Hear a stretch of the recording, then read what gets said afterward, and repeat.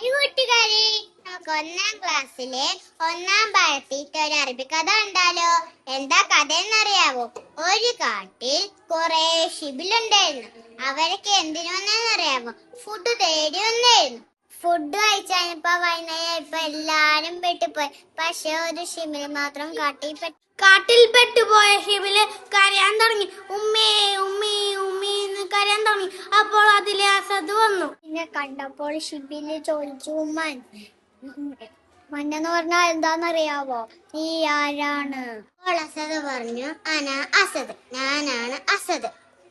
ിരിക്കുന്ന ഷിബിലിനോട് ചോദിച്ചു, അസദ് ലീമ തബക്കി, നീ എന്തിനാണ് കരയുന്നത്? അസദ് ചോദിച്ചപ്പോ ഷിബില് കരഞ്ഞോണ്ടിരുന്ന. എന്തിനാ കരയുന്നേന്നറിയാവോ? അവന്റെ ഉമ്മീന്റെയും പാപ്പിന്റെയും കാണാനില്ല. അസദ് ചോദിച്ചു, അയിന ഉമ്മക്ക്, എന്റെ ഉമ്മ എവിടെ? ഷിബില് പറഞ്ഞു, സിൽ ബൈത്തി, വീട്ടിലാണുള്ളത്. വന്നപ്പോ അസദ് പറഞ്ഞു, അറൂഫുലിൽബായ്, ഞാൻ വീട്ടിൽ കൊണ്ടുവെക്കാം. നിങ്ങൾക്ക് കഥ ഇഷ്ടപ്പെട്ടോ? അടുത്ത കഥയിലുമായിട്ട് ഞങ്ങൾ പിന്നെ വരാം.